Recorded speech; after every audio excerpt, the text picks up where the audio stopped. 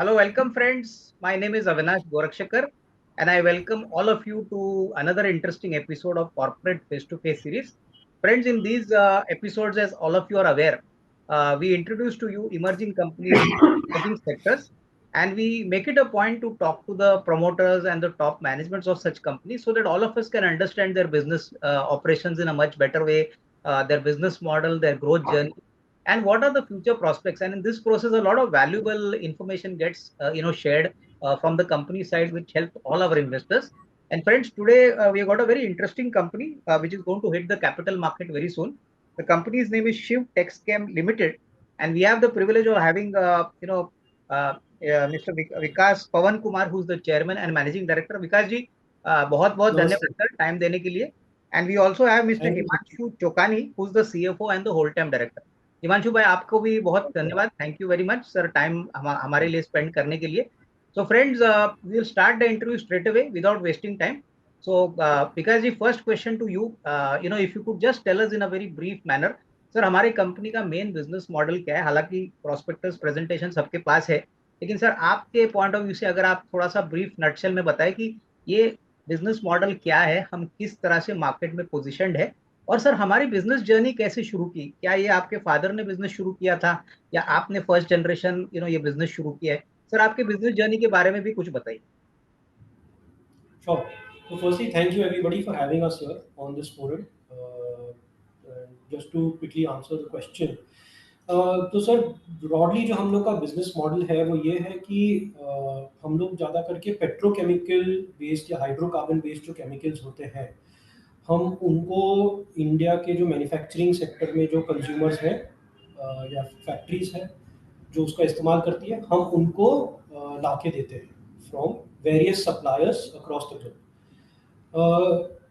इसकी रिक्वायरमेंट इसके लिए होती है क्योंकि ये जो हाइड्रोकार्बन बेस्ड पेट्रोकेमिकल आइटम्स हैं या प्रोडक्ट्स हैं वो इंडिया में बनते नहीं हैं. इस कारण से नहीं बनते हैं क्योंकि हमारे पास फंडामेंटली क्रूड गैस उस चीज़ के डेफिसिट है, और ये सारी पदार्थ बनाने के लिए you have to rely on you have to have surplus crude surplus gas जिसके थ्रू आप ये चीज़ आगे जाके बना सकते हैं.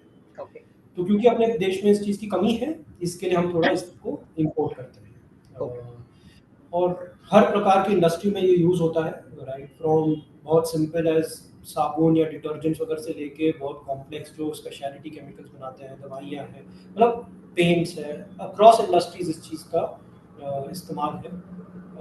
और उसी यही जो गैप है अपने अनअवेलेबिलिटी का, तो उसी सप्लाई चेन को हम मैनेज करके उसी वही सोल्यूशन हम अपने कस्टमर्स को प्रोवाइड करने की पूरी पूरी कोशिश करते हैं. एट द सेम टाइम जो प्रोड्यूसर्स होते हैं भिन्न भिन्न देशों में, so they also need an entry into the India market because India market, as everybody knows, is the new emerging economy where everybody wants to be a part of that economy in some way or the other. So we, in some sense, provide them a lot of intelligence that what is the kind of industries that are coming in, what are the various applications of their products, and we help them then market their products into the country. So that's the kind of we try to bridge the gap between the suppliers and customers. I think Vikas ji, one question which I wanted to ask you is that how did you start this journey? How did you select this as a business when you started this company? ये first generation effort है, अगर इसके बारे में बताइए sir. तो मैं थोड़ा सा इस विषय पे रोशनी डालने की कोशिश करता हूँ आपके लिए. मेरे पिताजी जो थे करीब 1990 में बिरला ग्रुप के साथ जुड़े. हम उनका उस समय इंडिया में कास्टिक और सल्फ्रिक दो बेसिक केमिकल थे, उसका उत्पादन होता था. और सबसे बड़े उद्योगपति उस समय बिरला जी थे इन दोनों वस्तुएं की. और इनका जो आयात हम उनसे करते थे और लोकल डिस्ट्रीब्यूशन करते थे. और उस समय जो है आज के जो बड़े बड़े दिग्गज हैं अपने केमिकल इंडस्ट्री के, अभी आप अगर जो भी या मैन्युफैक्चरिंग सेक्टर के, जैसे उस समय IPCL था, अभी रिलायंस हो गया. ऑफिशियली हमने लिखे हैं 3 बड़े नाम हमारे प्रोस्पेक्टस में. हिमानी इंडस्ट्रीज जो एक बहुत बड़ा एग्रोकेमिकल प्लेयर है, एप्कोटेक्स जो एक काफ़ी बड़ा आपके हॉस्पिटल में जो भी ग्लव बनते हैं या जो भी स्पेशलिटी रबड़ जैसे प्लास्टिक होते हैं वो बनाते हैं, गुजरात फ्लोरोकेमिकल्स है, उनका तो बहुत बड़ा मार्केट कैप है। तो ये सारे जो दिग्गजें थे उस समय बहुत छोटे थे। इंडिया की इंडस्ट्री ही छोटी थी। अपनी 1991-92 में मनमोहन सिंह जी, नरसिम्हा राव के नीचे तो लिबरलाइजेशन हुआ, तो इंडस्ट्री का साइज बहुत छोटा था। तो आज जो दिग्गज हैं उस समय छोटे थे, किंतु परंतु उनके साथ उस समय से हम जुड़े हुए हैं। ओके, ठीक है। और निरंतर 35 साल की उनको हमने सेवा दी है। ओके। ऐसे आज के तारीख में हमारे किताबों में हर महीने प्रति महीने 650 के आसपास एक्टिव कस्टमर हैं। टोटल कस्टमर बेस तो कई हजार होंगे। तो क्या हुआ कि उस समय जब मेरे पिताजी ने ये काम चालू किया, वो एक आईआईटी से एमटेक इंजीनियर थे, पढ़े लिखे थे, तो सेफ्टी को समझते थे, टेक्नोलॉजी को समझते थे। और एक समय जब आपका पीओ फैक्स मशीन पे आता था, आप डीओ की हार्ड कॉपी पोस्ट से भेजते थे, पीडीसी कोई बैंक में आता नहीं था, बैंक स्टेटमेंट आप डाउनलोड नहीं कर सकते। उस समय इसको पूरा संभाला और कभी भी किसी का कारखाना बंद नहीं होने दिया। ना कोई आपका अगर वादा हुआ उस पर वो वापस गए, भाव बढ़े घटे। 35 साल के रिश्ते हैं, सही बात। तो वहां से हमारा ये रोमांस जो है केमिस्ट्री के साथ चालू हुआ। नहीं, आई थिंक बहुत अच्छी तरह से सर हिमांशु जी आपने बताया, बहुत बड़ा एक्सपीरियंस है आपका इस इंडस्ट्री में। हाँ, तो आपका दूसरा जो प्रश्न का भाग था कि हाइड्रोकार्बन पेट्रोकेमिकल का विषय कहाँ से आया। हम तो लोकल डिस्ट्रीब्यूटर थे। तो विकास और मैं करीब 2013-14 में 12 में ज्वाइन किया, विकास 15 में आया। उसके पहले भी हम एक ही कक्षा में बचपन से थे, तो एहसास था कि व्यापार एक साथ करना है, आजू बाजू रहते थे। तो थोड़ा ये ज़्यादा कंसल्टिंग में रहा, मैं थोड़ा जल्दी आ गया। अपना सीए एमबीए आईआईएम अहमदाबाद से करके, ये बॉस्टन में था तो कंसल्टिंग ग्रुप में, तो वहाँ से करके आया। और हम लोग 4-5 साल जो है, आप समझिए डोर टू डोर मार्केटिंग जो बोलते हैं, 2014 से 18 हर फैक्ट्री को विजिट किए, उनकी रिक्वायरमेंट समझे। इंडिया में गुजरात, महाराष्ट्र, कर्नाटका, राजस्थान, जो भी मेजर, दिल्ली, उस टाइप पे। तो हम किसी को भी कॉस्टिक सल्फ्यूरिक ऑफर करते थे तो बोलते थे ये तो आपको विरासत में मिली हुई चीज है, पर हमें अब इसमें आप क्या मदद करेंगे। आपके पिताजी ने और आपने तो मिलकर ऑलरेडी कर दिया है सब कुछ। हमारा दर्द जो है, हमें जिस चीज की समझ नहीं है और जिसके कारण हमारे नए कारखाने लगते नहीं है, या हमें उलझाएं आती हैं या तकलीफें आती हैं,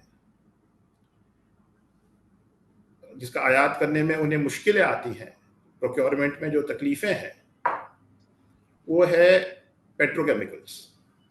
उन्हें समझ ही नहीं आता था, इतने लंबे लंबे 4-4 शब्द के नाम पेट्रोकेमिकल जो प्रोडक्शन वाले बोलते थे हमें चाहिए, ये कहाँ से लाया जाता है, हम कहाँ से लाए, ये क्या है। कंफ्यूजन होता है उन्हें ना, और क्वालिटी कोई समझ में आना मुश्किल होना।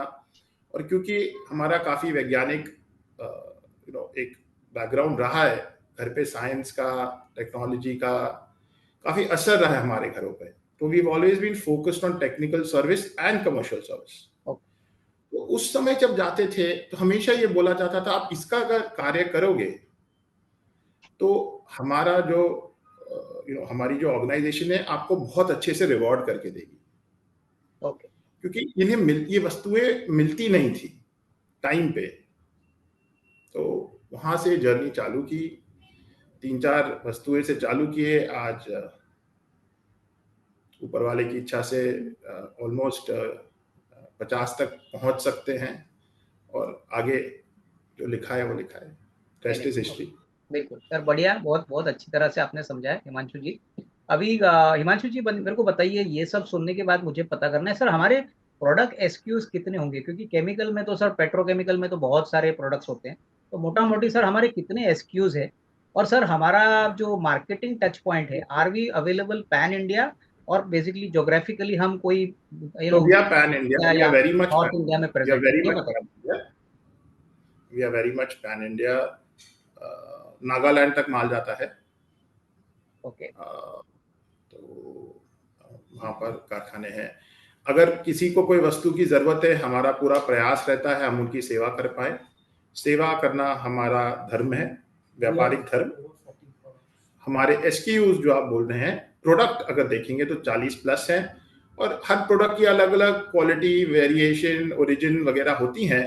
वो गिनने जाएंगे तो फिर तो एक अलग ही रूप है, पर कैटेगरी 40 है। चलिए समझिए। ठीक है, अभी विकास जी मेरे को बताइए sir, I want to understand कि सर नॉर्मली जब आपको कंपनी का कोई ऑर्डर आता है तो नॉर्मली एग्जीक्यूशन के लिए सर कितना टाइम लगता है, from the time you get the order till the execution? Sir what is the speed to market, अगर मैं पूछूं आपसे, ये जरा बताइए। So there are two parts to this execution. So once we get the order, then we will place the order subsequently with a global supplier. Now that global supplier could be located anywhere, right, from Middle East, Southeast Asia, Europe or North America or something. So basis that there is a lead time, जो भी voyage time रहता है, जिस पे भी जितना भी समय जहाज को लगता है इंडिया आने के लिए, so that can vary from 30 to 45 days. Okay. Average. Once the material is in India, then at any given point the customer can lift the material from the port. So that is उसकी सीमा बंदी रहती है, वो at any given point वो material उठा सकता है। मैं इसका अगर मुझे आप इजाजत दें, इसका बहुत ही साधारण एक रिलेटेबल तरीके से एक हाउसवाइफ के पॉइंट ऑफ व्यू से अगर समझाने की कोशिश करूं, तो हम जो बेचते हैं या खरीदते हैं वो EPC कॉन्ट्रैक्ट्स नहीं है कि हमें कॉन्ट्रैक्ट मिला है और हम उसको एग्जीक्यूट करेंगे, रेवेन्यू और प्रॉफिट बुक हो गया, काम खत्म। ऐसा नहीं है। हमारे जो यूजर्स हैं उनका रिक्वायरमेंट बढ़ ही रहा है सालाना, नए कारखाने आ ही रहे, और जो कारखाने चल रहे हैं अभी उसका इतना गहरी समझ है कि हमें भी पता है उसको हर महीने इतना माल लगना ही लगना है। बिल्कुल। बस हमारा कोई महीने दिवाली के समय ज्यादा लगता है, कभी कम लगता है, कभी कुछ होता है। तो इस विषय में अगर आप सोचे, जैसे घर में आप कोई भी एक सप्लायर हो, मेरा कस्टमर होगा, उसका जैसे एक हाउसवाइफ होगी, बोलेगी मैं अनाज 1 महीने का लेके चलूंगी, राइट। ठंडियों के आने के 1 महीने पहले मैं स्वेटर खरीद लूंगी, गर्मियों के पहले तो स्वेटर खरीदा नहीं जाता। और अगर अचार लगाना है समझो गर्मियों में, तो उसके 1 महीने पहले मैं कच्चे आम खरीद लूं। पर जो शक्कर, साबुन, तेल, कपड़े, और कोई चीज ऐसी होती है जैसे फ्रेश वेजिटेबल्स तो रोज ही खरीदनी है। तो हर एक कंपनी का, मैन्युफैक्चरिंग सेक्टर का, वो हमेशा ये ध्यान देगा क्योंकि 7 समुंदर दूर माल आ रहा है, उसका 2 से 3 महीने का उसके पास माल जो है या तो समुंदर पर या बुक्ड मैन्युफैक्चरर के पास मेरे थ्रू या यहाँ पर है, ताकि उसको कोई बनाने में दिक्कत नहीं आए। इसमें एक रहस्य ये भी है कि इंडिया का आबादी और इंडिया का उद्योग एक साथ जुड़ा हुआ है।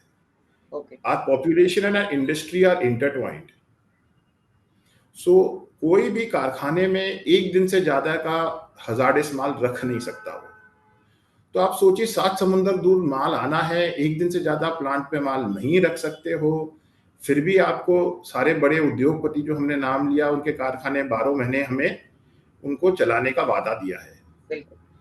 तो भले कोई लॉन्ग टर्म कॉन्ट्रैक्ट साइन नहीं है, राइट, बट एक जो बोलते हैं कि भूख या प्यास क्या इंसान को लगेगी, वो तो लगेगी। वो तो भगवान, अगर कारखाना लगा है तो लगा है, देश में तरक्की है तो है।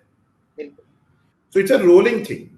It is more about how much growth can happen, and we do plan to be dominant supply chain providers, solution providers in quite a few products.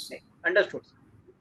विकास जी अभी मेरे को बताइए, जैसे हिमांशु जी ने कहा कि यहाँ पे हम ज्यादा स्टॉकिंग करते नहीं है and delivery to customer is very important. Sir मेरे को बताइए, क्वांटिटेटिव यानी फाइनेंशियल डेटा पॉइंट्स तो सभी को पता है, बट सर हमारे धंधे में हम कस्टमर को क्या वैल्यूएशन देते हैं कि वो हमारे साथ ही काम करते हैं? जैसे कि हमारी सर्विस क्वालिटी है, एग्जीक्यूशन है, डिपेंडेंस है, जो हमने एक बार बोला कि भाई माल इस समय इस टाइम पे पहुंचेगा, तो can you share with us 2-3 qualitative points which can highlight and say that our company is doing a much better job in the entire industry? क्योंकि सर कंपटीशन तो होगा, बट आप अगर काम अच्छा करोगे तो कस्टमर आप ही के पास जुड़ेगा, आप ही का बिजनेस बढ़ेगा। तो सर 2-3 ऐसे क्वालिटेटिव पॉइंट्स हमको शेयर करिए।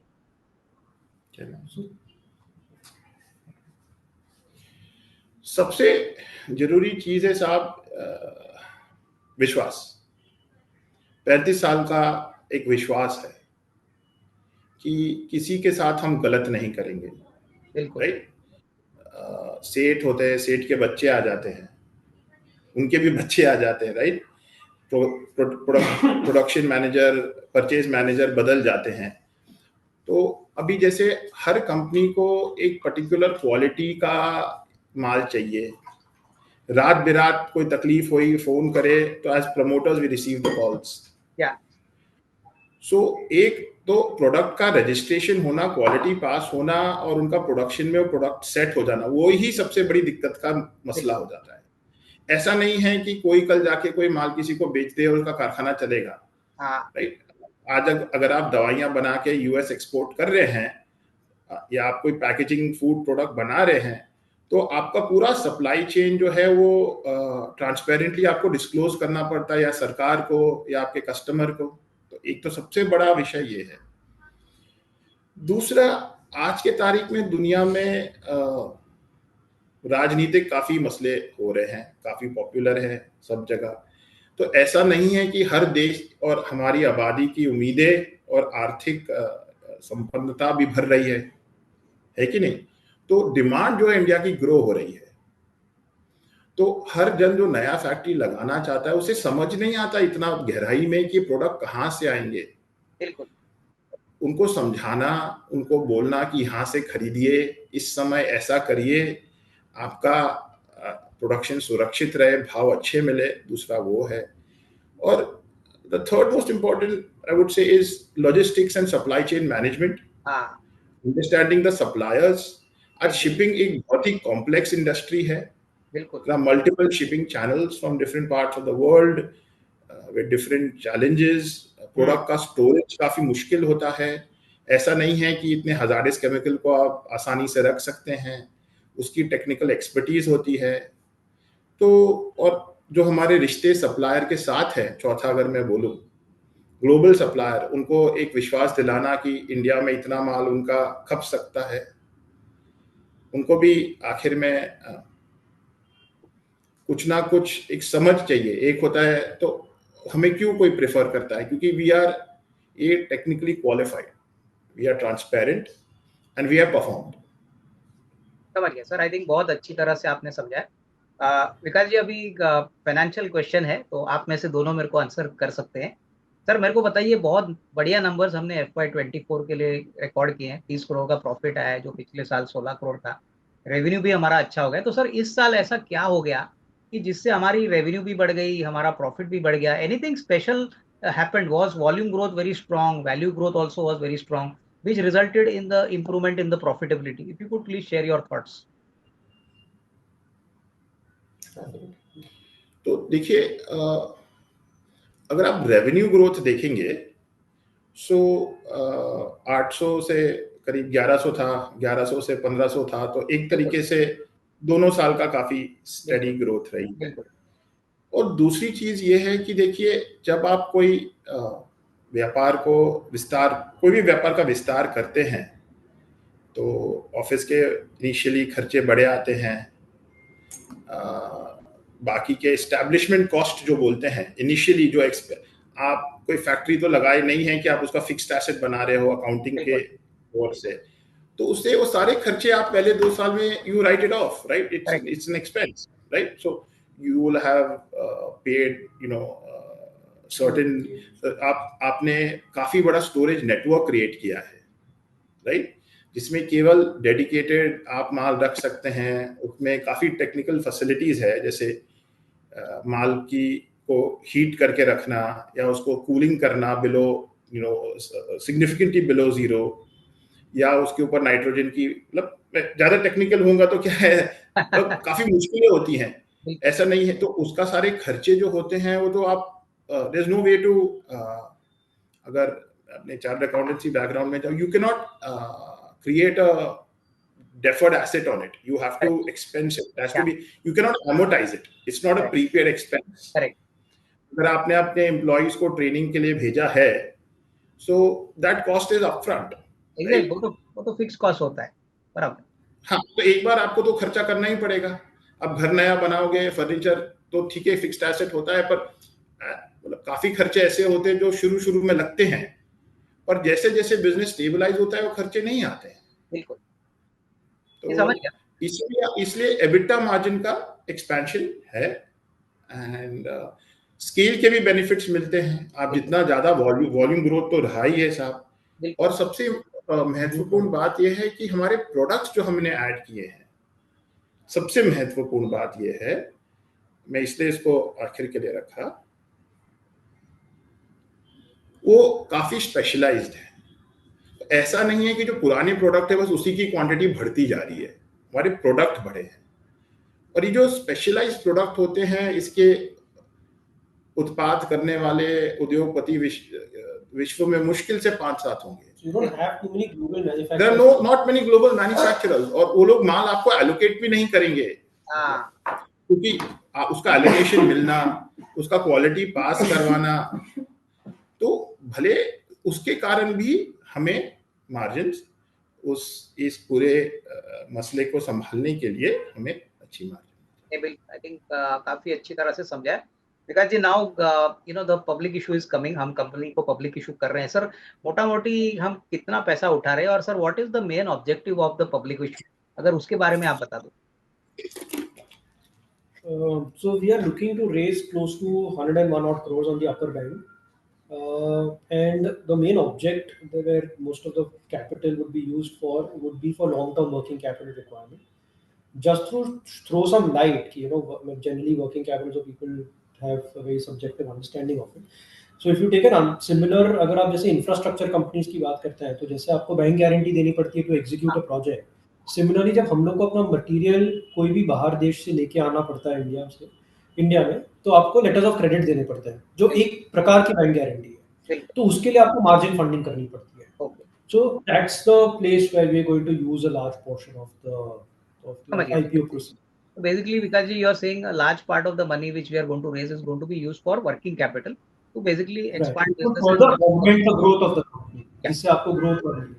सर, अभी Vikas ji, since you have spoken about working capital, sir normally मोटा मोटी हमारी वर्किंग कैपिटल साइकिल कितनी बड़ी होती है? By the time you get the order, you talk to the supplier, execute it to the final customer in India. So normally what is the working capital cycle which we normally have?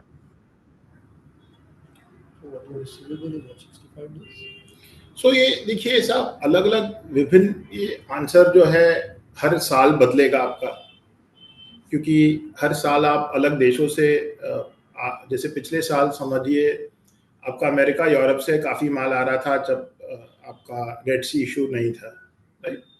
तो उस समय आपका माल आने में समय लग रहा था थोड़ा.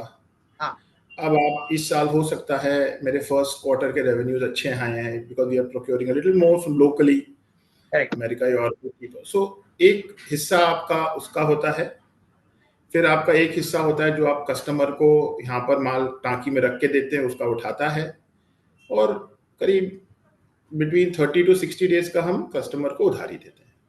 समझ. और उसके सामने हमें 60 से 90 दिन की उधारी भी सप्लायर से मिलती है. Very good. एवरेज हमारा खुद का जो वर्किंग कैपिटल है, जो खुद की इक्विटी से फंड होता है, जो मार्जिन मनी जो भी बोल लीजिए, वो could be between 45 to 60 days net working capital. Sir, अभी ये वर्किंग कैपिटल मिलने के बाद हिमांशु जी एक बात बताइए, वर्किंग कैपिटल हमको अगर ज्यादा मिलता है तो मोटा मोटी हम ये मान के चले कि revenue growth also will get accelerated in the coming 1 or 2 years, क्योंकि सर आपका बिजनेस तो एसेट लाइट है, आप सोर्सिंग करते हो, कस्टमर को माल देते हो. तो basically what I am trying to understand, will working capital availability increase the scope of top line growth over the next say 2 to 3 years for our company? Most definitely. तो हम 3 प्रकार से वो काम करेंगे.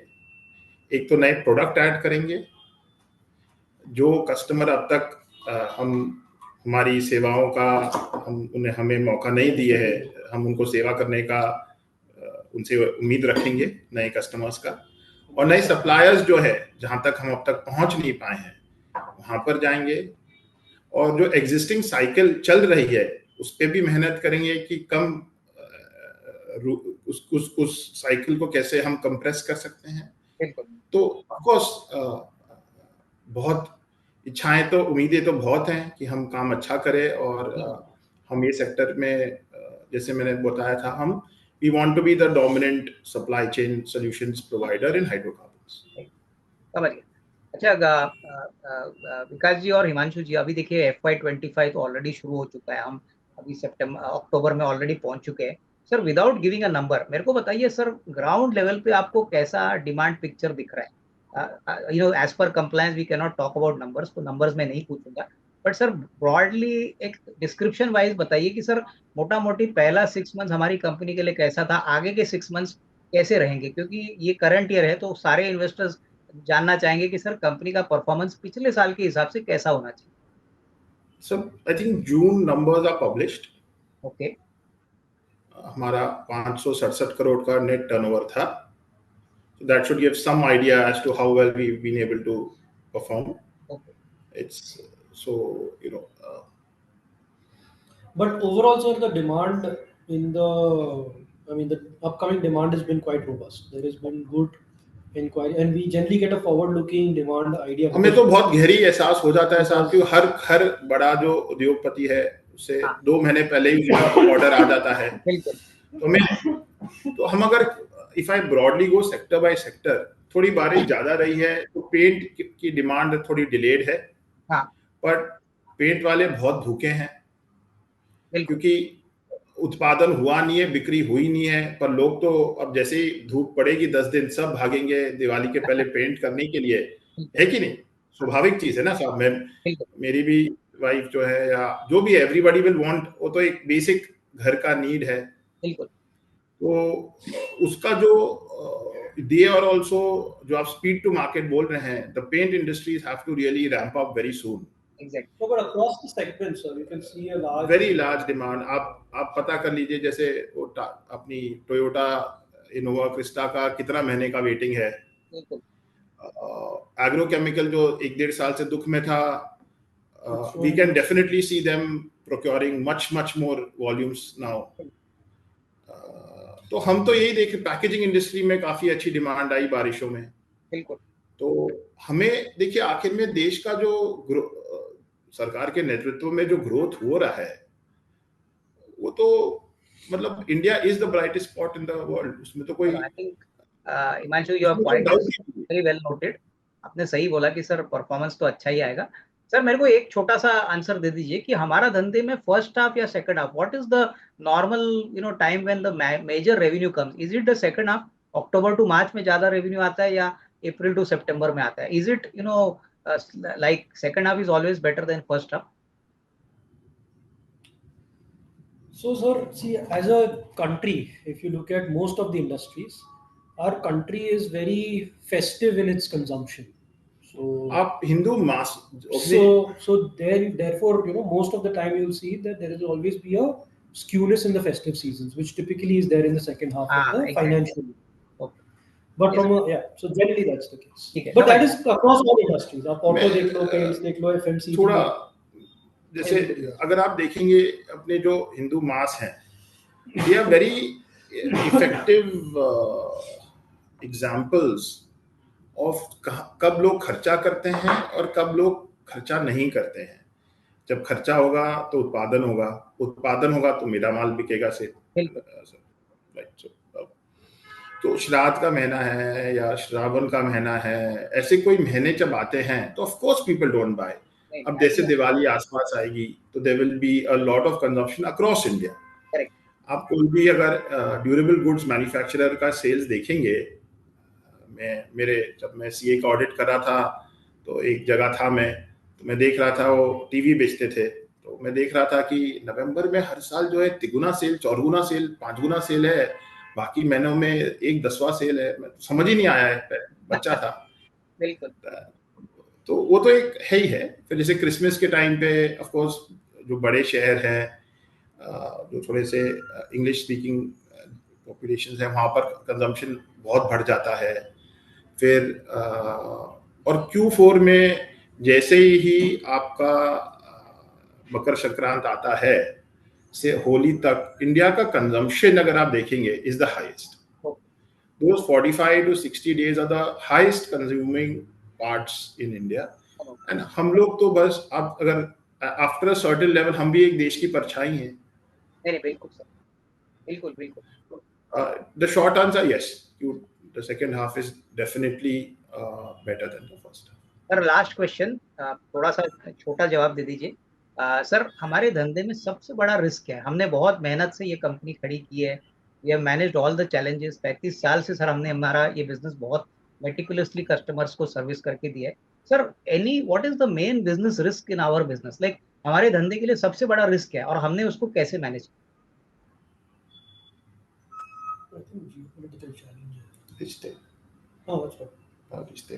So because of these, a lot of geopolitical challenges that keep arising, right? So that's where because of, if let's say you're supplying to most of your customers from a Middle Eastern geography, let's say, now there is a geopolitical challenge, right? So that thing goes out. So what we've done is we've actually created a wide diversity in our supplier base. So मेरे पास USA से लेके Japan तक, I have suppliers for the same products across multiple places. Okay. When you have so many suppliers, right, and so many customers, the biggest challenge that happens is that आप किसी को नाराज मत करो। हाँ बिल्कुल। एक तरीके से sir Avinash ji, if I have to put it right in a very jovial way, सबका साथ सबका विकास, जोकिंगली अगर मैं बोलूँ ना तो मेरा काम एक पंडित का काम है। मतलब मेरे को दोनों जन की शादी करानी है, दोनों जन को खुश रखना है। बिल्कुल। तो क्या बोलते हैं, relationship management I think is the that is very important. I think बहुत एकदम इंपॉर्टेंट बात बोली कि मैनेज करना है सप्लायर को और कस्टमर नहीं करना। सब अपने अपने उम्मीदों के साथ हमारे पास आते हैं, भले कोई उद्योगपति हो या कोई ग्लोबल सप्लायर हो, किसी को कभी कभी हाँ ना बोलना पड़ता है, पर उनका भी आगे पीछे ख्याल रखना, सब कुछ करना। तो आई थिंक रिश्तों की गर्माहट रखना हमारे व्यापार में काफी महत्वपूर्ण है। आई थिंक बहुत बढ़िया लगा सर विकास जी, हिमांशु जी आपसे बात करने से। और सर मेरी तरफ से आपको, आपकी पूरी मैनेजमेंट टीम को सर बेस्ट विशेस, और सर पब्लिक इशू के लिए भी बहुत बहुत बेस्ट विशेस मेरे तरफ से। धन्यवाद। Thank you sir, thank you for taking time out sir, और also to your viewers, thank you for taking time out. Thank you to everybody.